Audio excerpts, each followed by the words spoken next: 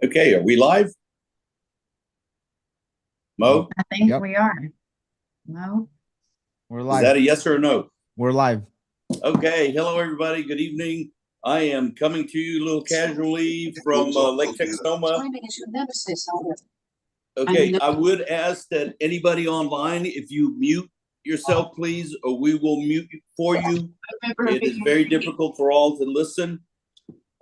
Again, thank you for taking time out of your week and joining us this fine Tuesday evening. Again, I am a little casual today. I am on a fishing trip for some stripers here in Lake Texoma. Brought a couple of my grandsons up, and in fact, they're out fishing now. But I wanted to take time to join this meeting with you, and wanted to, as always, bring you updates as to what's going on our portfolio, what's going on in the market, and just a few other things, specifically a trip that the executive team at DGRE returned from late. And I do mean late after, I don't know, we had 3 or 4 different flight changes or time changes in our flight.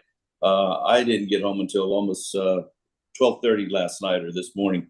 Anyway, don't mean to bore you, but I did want to share some of the things that we're going to be discussing. So Mo, if you want to start us up our slideshow, we can run through it. We've got a lot of information to cover, and I don't want to eat up more time than is necessary on some of the things. So I want to welcome all of you who are here for the first time. Somehow, some way, you got connected to DGRE, and we are happy to have you. We're also very happy to say that a good deal, more than 60-70% of the people who have never either invested with us or have just come to us for more information are a direct result of a referral from an existing partner, family, friend, neighbor, co-worker, and we're always so pleased to hear that, because as they say, referrals are just the best form of flattery. So for your benefit, if you're here for the first time, wanted to let you know that DGRE is a real estate investment company. We are not your typical guru, fly-by-night, want to charge you $20,000 for some classes and that sort of thing. We are specifically focused on multifamily real estate investing. It is the best way that I know how to invest in real estate because of the economies of scale. And we do what's called syndication. For those who don't know, syndication is a way of pooling capital from many sources, mainly individual investors. And that way we can scale to a point where no or few individuals can do on their own. So we're able to buy properties that are tens of millions of dollars in price and bring that kind of activity to our portfolio. And so that's basically what we do. Our track record, in my opinion, is enviable. We have done over $1 billion in transactions in the 30 years that DGRE and Darkor Management Group, which is actually the parent company of Darwin German Real Estate Investments. We average about 18%, and I don't want to sound too casual with that, because I don't know of too many investments that deliver an 18% average annual rate of return, along with some tax benefits as well as long-term appreciation. We in-house manage all our properties. We, with the exception of a couple of properties that are done in that we are owned in Hawaii, the state of Hawaii, and for logistical reasons, you can understand why we would not in-house manage. However, everything else is done in-house, and that is one way that we can maintain the our focus and our finger on the pulse of what is going on a daily, weekly, and monthly basis at our properties. And we do this in order to maximize the performance of the portfolio, and thereby maximizing the value of the properties, and ultimately translates into maximizing return for our investor partners. This is a quick snapshot of some of the key players at our company, and of course, Darwin German being the founder and our CEO. Myself, yours truly, I wear a few hats: Director of Investor Relations, which is a very critical part of what we do, trying to inform our investors, trying to onboard all of the new ones. Now, let me take that back. I will not say trying to, because we do. That's what we do on the investor relations team. Young Garrett Stroud happens to be on my team, as well as Jeff Young, who is a remote participant in our company. He happens to live in Knoxville, Tennessee, and we'll talk a little more about him in a few minutes. Mo Amal, who is our Director of Marketing, as well as handles IT for not only the corporate office, but all of our properties in the portfolio. Mr. Brian Johnson, who is also remote and lives outside of Texas. He is our in-house counsel and wears a few other hats himself. And that is in the pictures here, followed by Jenny Rosario, who I was privileged to be on the trip that we'll be discussing this past week with up in Tennessee. She is the Director of Operations and brings many, many years of property management experience to bear. Dritza Jefferson, who is an executive assistant here on this slide, but I dare say she does infinitely more than that. She handles special projects. She handles some payroll. There's a lot of things that she handles, things that I don't even know. And then there's Paula McMurray. Paula, I'm sorry, the name just, I don't want to get tongue-tied and take up time trying to do that. It's McMurtry. It's actually incorrect on that slide. That's kind of threw me off, but that's okay. She is a property supervisor, and she is a workhorse. In fact, she and I were texting, I dare say, less 30 minutes ago. She was asking me for information. She was still out in the field working. So all of these people are very dedicated, and this is one of the reasons why I feel very comfortable in coming before any of our investors with information of what we're doing, and then of course the way that we're able to return millions of dollars to our investors. And the last couple of years, we have delivered over $52.5 million to our investors, and we have been primarily a seller in the last 24 months. But we're now starting to seriously pick up our pencils and do some numbers crunching to start to backfill the properties that we have sold. And now is the time to be buying when everybody else is selling. And we're starting to see more opportunities coming. And I will tell you that the market for buying is just going to begin to accelerate more and more. All right. There's a saying that numbers don't lie.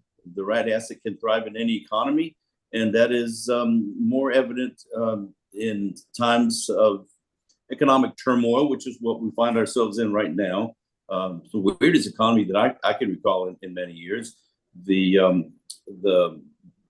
economy is hitting people in so many different ways. And you can't go get to the airport, get on an airplane, and where the flights are not full. You can't go to restaurants where all the seats aren't filled. And yet you have conversations with people, and they're telling you, a lot of people are talking about how they're having to make a choice between putting gas in their vehicle, paying their utility bills, buying prescription drugs. And so it's a mixed bag, this economy is. And we are hoping that we're probably more towards the tail end of the deterioration than we were even 2 quarters ago. So we feel that things are just going to start to go up from here. And we're excited because ultimately, as real estate investors, what we want to see is an economy that's starting to go back up, and thereby bringing up the values of the properties that we invest in. Guys, I'm not driving, so if there's a delay, someone else is moving the slides. Quickly, again, most of this stuff is for the individuals who have never seen what we do or really know exactly what we do. It's really a simple process. It's not an easy process. It's a simple process. We acquire a piece of real estate. We implement a turnaround game plan. We maximize the net operating income, thereby bringing the value up. When we bring the value up, we then are able to refinance the debt. And then generally between a 4.5, 5-year hold, we will sell the property and then we reinvest. So it's just what we do all the time, just to try to keep doing it over and over and over again. I mentioned that Darkhor Management is also is the parent company. The company was started by Darwin's father many years ago, back in the 80s, and Darwin started to run the property. The property management company in 85, and then in 2009, 8 or 9, I believe, was really started to focus on the syndication, and a lot of the returns that we talk about have come about as a result of Darwin's activities in the syndication.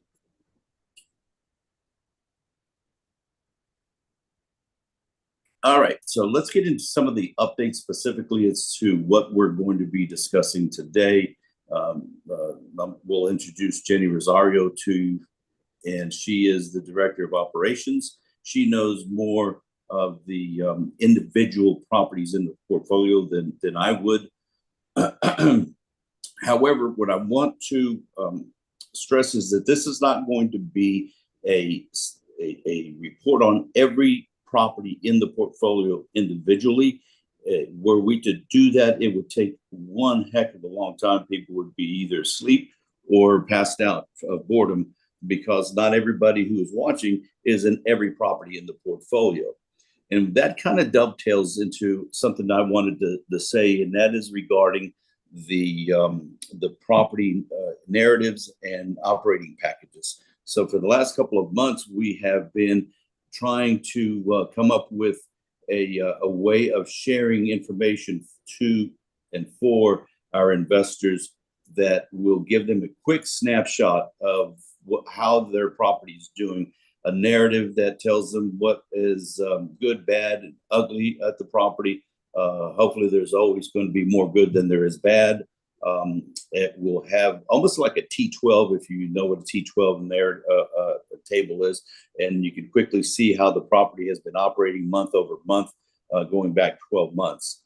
This is a quick one that, Mo, if you can scroll back up first. This one was for Lakeside, and we've got some CapEx projects that are going on at Lakeside. If you've been in Texas here in the last 30 to 45 days, you know what kind of rainstorms we've had. And so we had some drainage issues there related to some low spots, and I had started some work on that.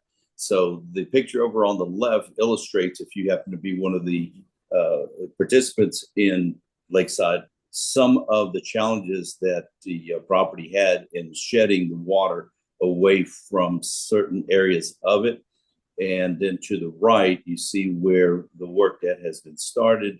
To the picture to the very far right is the completed work.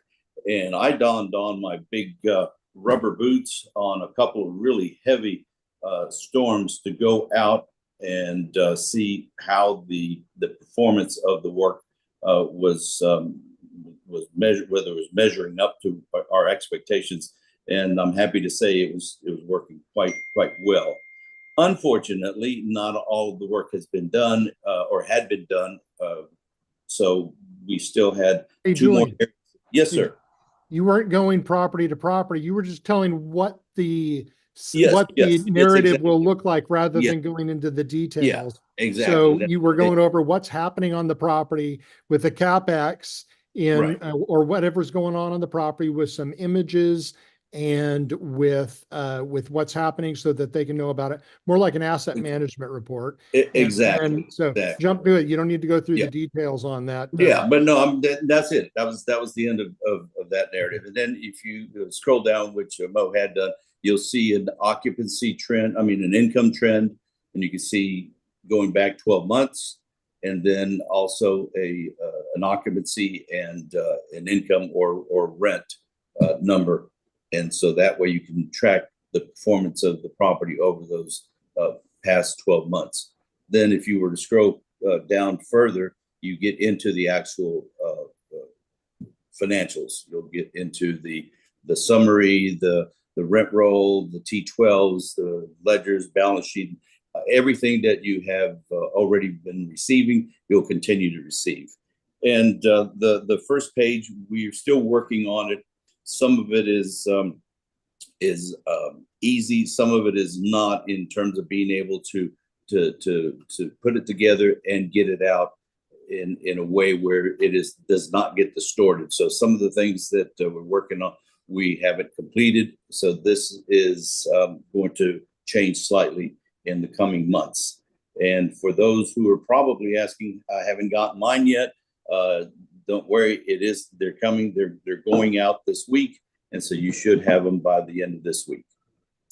With all that said, I am going to turn it over to my friend Jenny Rosario, who I happen to admire. She's a very brilliant woman, and I'm happy to call her not only a coworker, but a friend. So take it away, Jenny.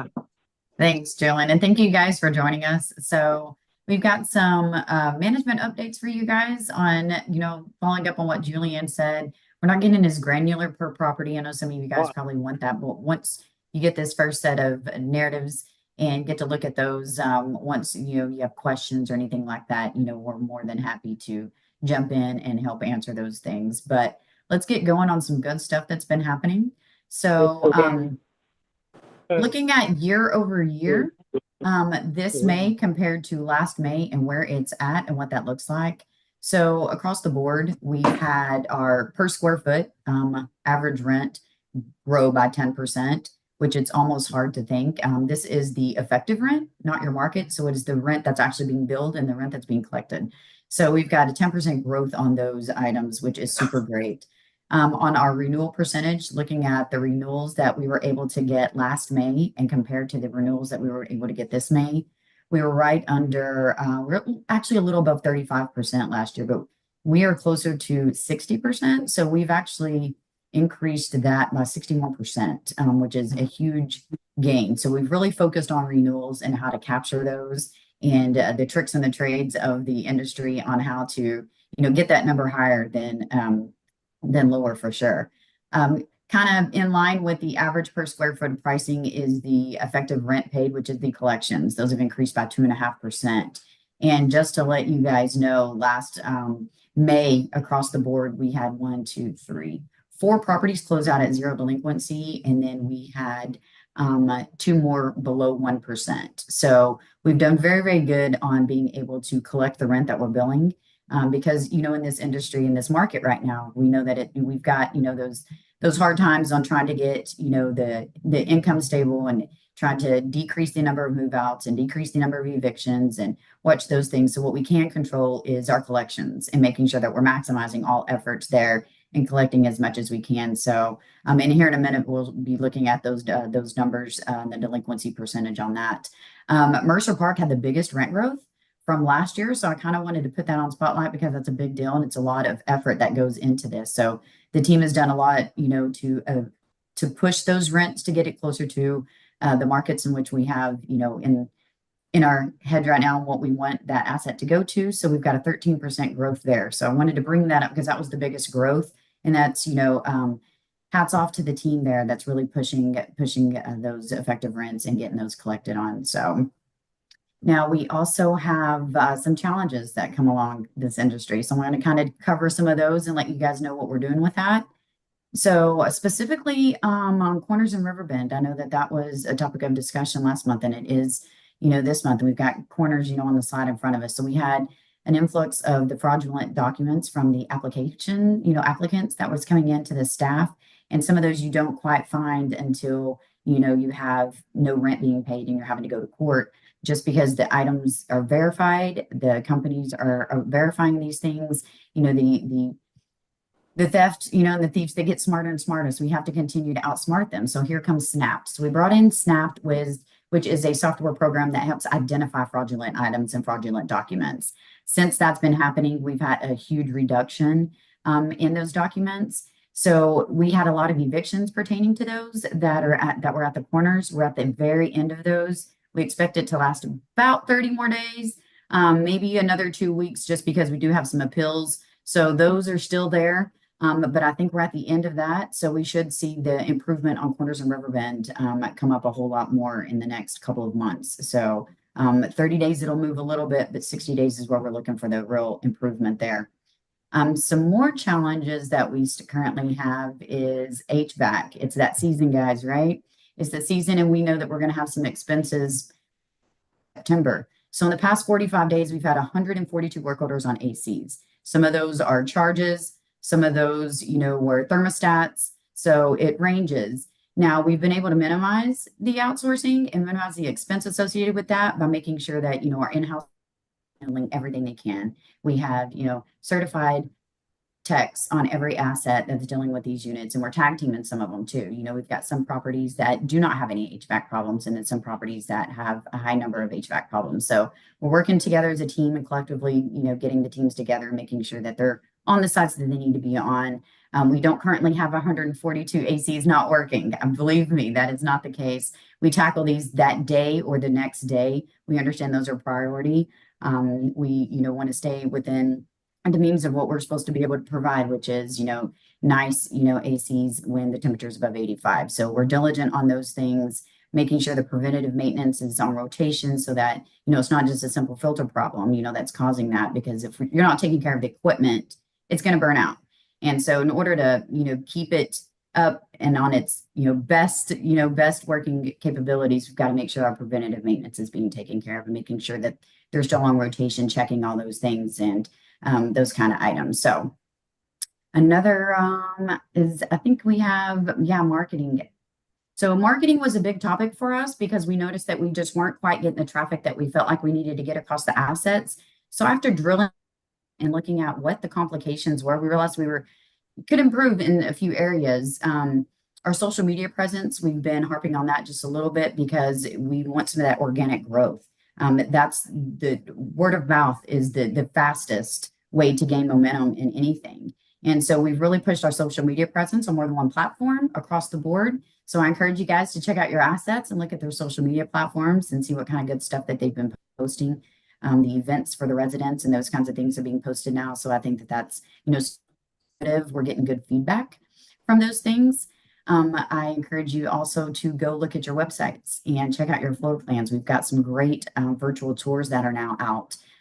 This is a great tool because not only is it on our website, but it allows us to email those out when that applicant, that prospect is looking for that unit and they want to know exactly what it looks like. They're out of town or something like that. So they can look at those videos and exactly see what it looks like with furniture and they're, imagining their stuff in those units. So that was a big jump for us. Those are all finished on all the websites. So check those things out. We read Google ad campaigns. We were able to get our Google reviews up extreme, much higher than what they were. We've got a lot of 4s and reaching those 5s. And so that went over very well. It started the growth of traffic in the Google world. So we're continuing to see that come in.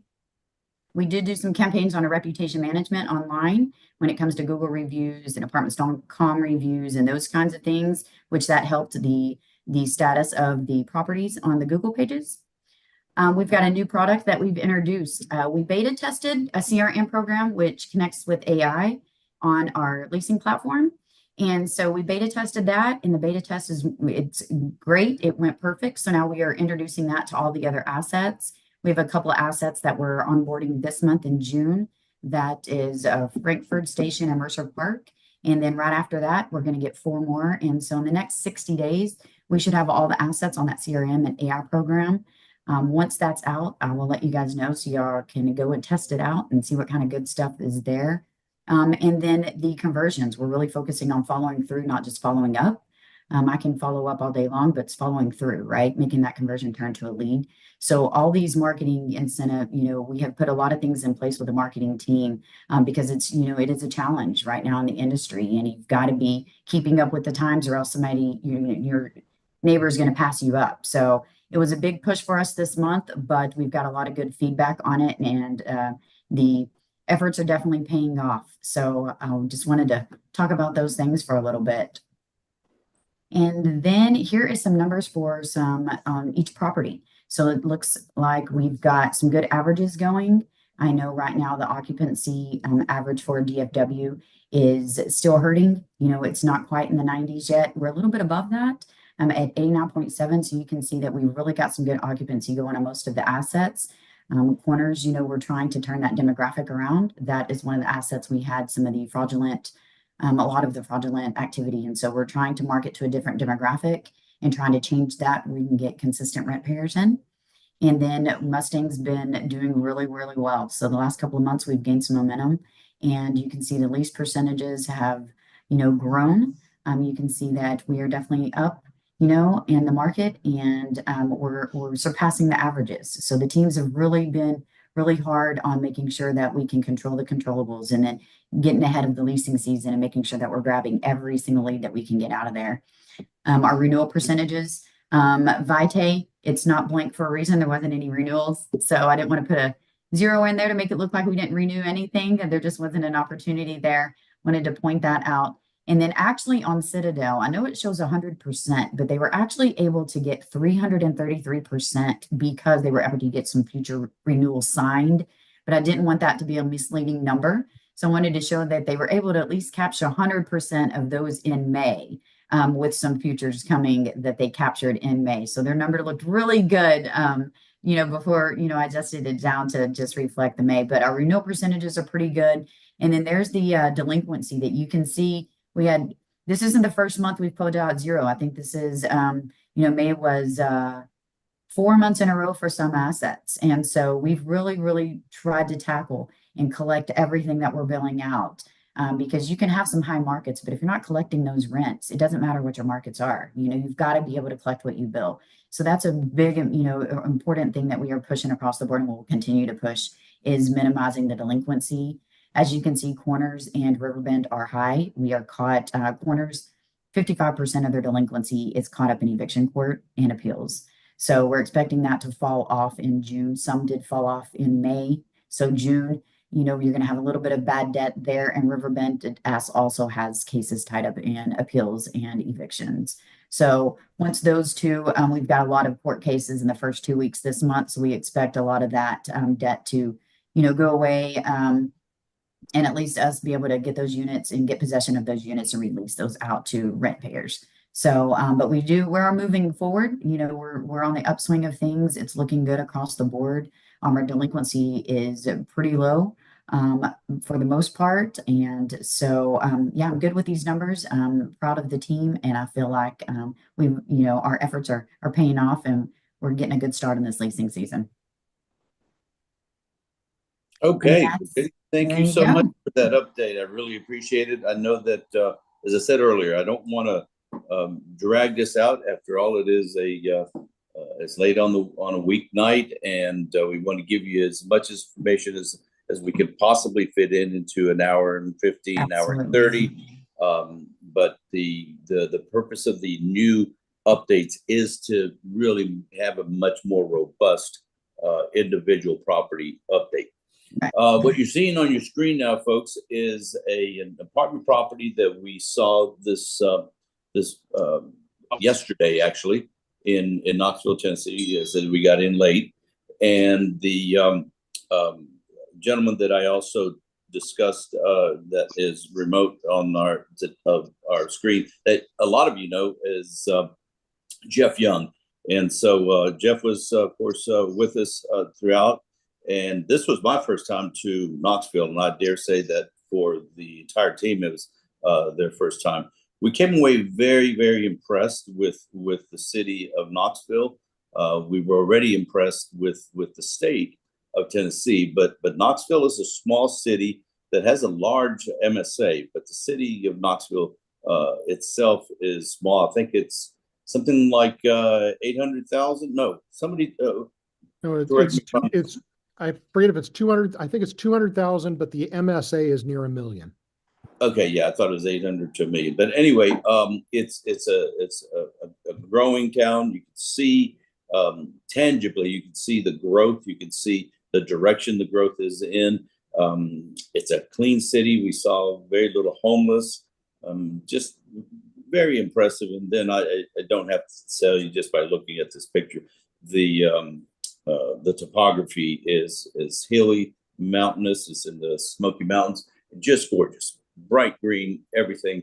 And we're excited to be putting an effort into acquiring our first asset in Tennessee, in Knoxville.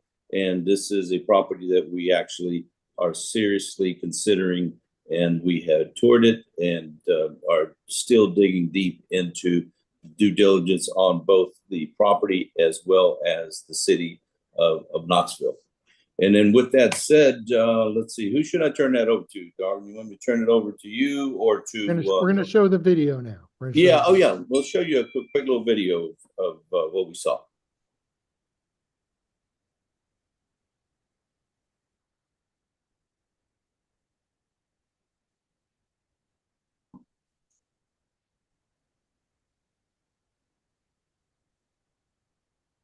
Do we have any sound, Mo?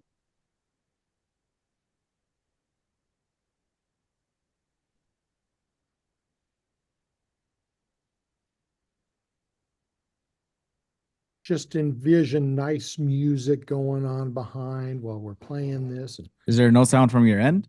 No sound on this end.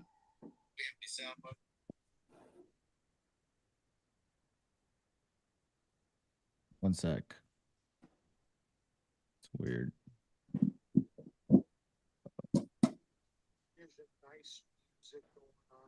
All right. Well, while you're working on that, it's a 2005 construction, 3 stories, covered stairwells, which I like because it's so much easier on maintenance.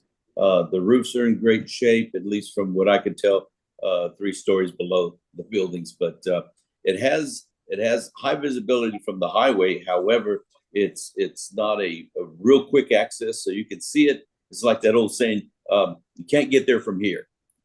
So it does take just a little bit of jogging around to get to the property. And if we end up acquiring the asset, we'd like to put a large billboard type, maybe not full-size billboard, sign that is easily seen from the highway. And okay, well, let me try this one more time. 1 sec.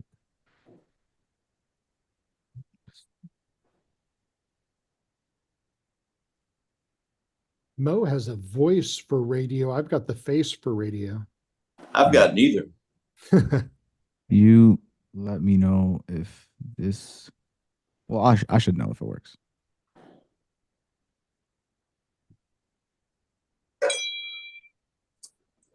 Nope. Nope, but just let it play real quick. It's just give a visual of the property anyway. But as you can see, it's got a great streetscape, good facade. It's got a large swimming pool, huge office. I wish all of our offices were that nice. And you could see, oh, now it's down low, but you could see the ramps from the highway. Some of the views from the highway side are into the hills. Beautiful. And the property is a LIHTC property, which is low income housing tax credit. And so the game plan here is a value-added game plan, which would take the property out of the low income tax credit program and convert it to the market rent that would maximize income, NOI, and ultimately value. That is done, but that's me, that handsome bald guy right there. You see how beautiful these are. Some of the views from some of these apartments, but the program we're talking about is available now because the exit of that program is available because The property's been in the program for 19 years now, and it would take as much as 3 years to complete from start to finish. So we're hoping that ultimately, if that is the property that we end up pulling the trigger on, that we could accomplish this, and were that to come to fruition, the upside would be tremendous. Wouldn't you agree, Darwin? No, absolutely. If we can get through it. And just to rehash some of what you said, just to keep on moving ahead with that, is we had a whole team go out there. Mo went, Jenny, myself, Julian, Kearsley, and Garrett. And we met Jeff Young out there. And Jeff Young, who a lot of you know, investor relations team, and he lives out there. It was nice. We showed up on Sunday night and went straight to a restaurant, the Humble Hog. And basically, because it was a Sunday night, we rented out the place and had about 30 investors, local investors there, and had a great mixer and unbelievable food. If you're ever in Knoxville, go to the Humble Hog. It was incredible food. Everybody left stuffed, and it gave a good opportunity for all of us to mix and mingle and get to know. And I really wish we would have been filming in there, because so many people, because we're asking about Knoxville and things like that, and they are all interested. They all want to invest because they know the growth in Knoxville. They know what's happening. They know what's going on. And so we'll get more feedback from them, but they are investors. And so that was a good experience on that. And then yesterday we spent all day getting to know the area, touring the property, walking some units, and really driving the area to get a good idea of all the different areas. Met with 2 brokers and a mortgage broker out there, just to get some more insight into the property. And we also looked at a few others that are for sale. No, actually not even for sale. A few other market deals that Jeff has really been working to cultivate relationships. We've wanted to go into other markets for a very long time. And it is so hard to break into new markets, because in DFW, we've got a great reputation. We've been doing this over 30 years here, and everybody knows us. They know we perform, and so we get a lot of deals that way. But in other markets, they don't have that same. They don't know who we are, so we really have to work it. And Jeff's really been working hard at developing those relationships. And because of that, he was in the right place at the right time in a meeting with a broker when they were having a discussion about this property, and said, yeah, we'd be interested in selling that. And we're looking at that. And a little more detail on this. That's, as Julian mentioned, it's LIHTC, meaning that they got tax credits to build it, and then it's restricted by income. So they've got a max rent level of $1,200 that we need to take it out of that LIHTC program and convert it into a market rate. Just to give you an idea, the current rents, effective rents, are about $960. The maximum we can charge right now, which we could take those up to for the LIHTC program, is $1,200. Once we take it out of that LIHTC program, then current market rents are over $1,600 a unit. So a huge, massive amount of rent growth potential there if we can get it to come out of this LIHTC program, which there's still more that we need to do in due diligence to really nail down and make sure that we can do all that. If not, we've got a couple other properties, off-market properties that we saw that we'll look at making an offer. And if we buy one, it doesn't make sense to just buy one property in a location. We would want to buy numerous. And with Jeff as boots on the ground and spending all of his time out there and being local to the market, that gives us a huge foothold or ability to create a foothold with somebody that we know and trust, rather than just hiring third-party people out there or trying to break into a new market. It is. I'm sorry, Darwin. I was going to mention that one of the things that excited me was I was seeing numbers that we haven't seen in DFW for 6-7 years. going in bases and rents. And if the market continues to grow in Knoxville, it'll do. Don't misunderstand what I'm saying. I'm not equating it to DFW, an apples and apples comparison. However, the same concept of a rising population and rising employment base is going to bring higher prices in real estate in general, higher rents, and thereby I would love to have bought more property 5 years ago than we did. And that's always the case, isn't it? That I would have, if I should have. So this is one of the few opportunities I dare say that you could probably kind of roll back time and jump into a market that we're not probably going to see here ever again in DFW. And it's also home of the University of Tennessee Volunteers, which they've been on a roll with their football program, and huge amounts of growth with the college. And because of that, they are severely limited on the they've got an undersupply of housing for students, and they're building some more student housing there. There's a large office building going in downtown. They've got a great medical center. It is a pretty dynamic city. And like Julian said, it is beautiful. It's absolutely a beautiful area and a beautiful property. But like we said, we still have due diligence. We are just at the beginning stages of and working it through to make sure that if it passes all of our stress tests and we know what we're doing, then we are definitely going to be moving ahead on it. But again, right now, there's a little more due diligence involved in a new market than just right here being in our backyard.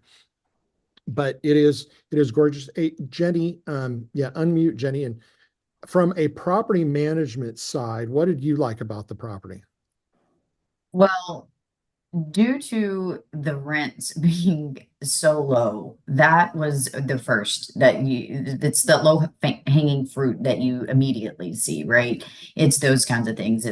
It's just the low rents with the option of being able to immediately jump some and then grab that and then turn around, and not long after that and be able to move to market. That was the first thing that jumps out at, hey, what can we do here?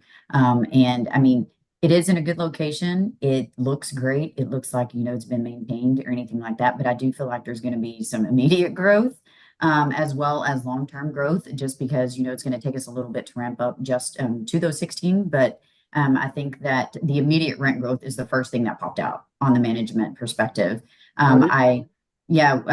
Once we, have the DD, I'll definitely have more of the insight with the guts of the tenants that's there and that kind of thing, looking at, what kind of retention we have. But the immediate rent growth jumps out. It does. What did you think about the interiors? The interiors weren't bad at all. We were able to walk a couple of different floor plans. They're nice big floor plans with nice big kitchens. The 3 bedrooms look like condos. They're as big as condos, and there's plenty of space in there. It's a great layout, to be honest. And they have this huge spacious closets, but it's great layouts. They stay pretty occupied, in the upper 90s. But that's the thing, that floor, those bigger units, the 2s and the 3s, and that's what they have there. The interiors are great. They looked good. There's not a lot of replacement that's going to have to be done. I mean, it looked pretty good on the insides when it comes to, capital expenses. They could be updated. They're classic. Right. Updated, which is your general assessment. Anytime you go in, you're like, oh, the gold knobs, we can get those changed, those kinds of things like that. But when it comes to like the big ticket items, it wasn't, a lot of, ceilings, water leaks on the interiors, or underneath the sinks and cabinet fronts, and any of the high expenditures seemed to be minimized. Yep. With solid wood cabinets. Yep, solid wood cabinets. You had some refinishing in the bathrooms and your kitchen countertops, but some of it is actually the actual countertops that are still good. They're actually redoing the flooring, so flooring's getting updated as they turn units now. So they're putting the wood laminate in.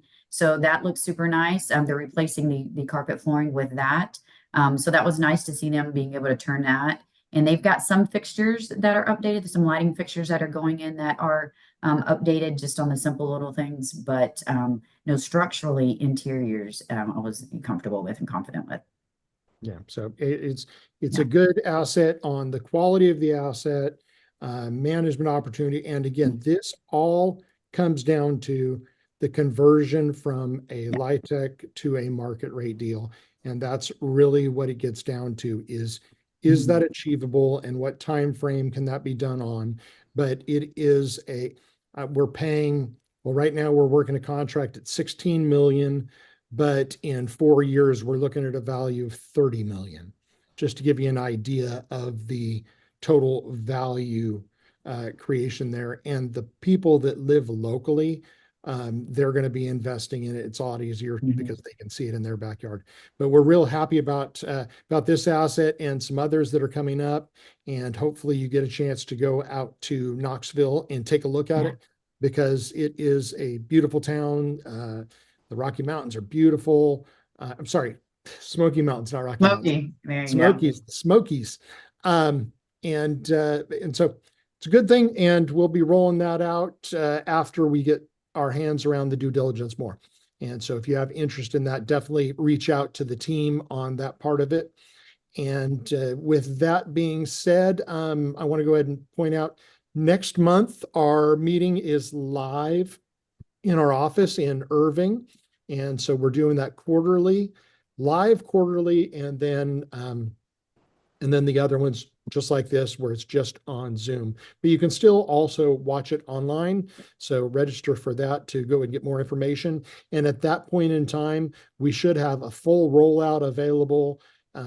If the due diligence goes good, we'll have a full rollout and be able to move ahead with start accepting subscriptions to that deal, which it would be a 506B. So it would be available to non-accredited as well.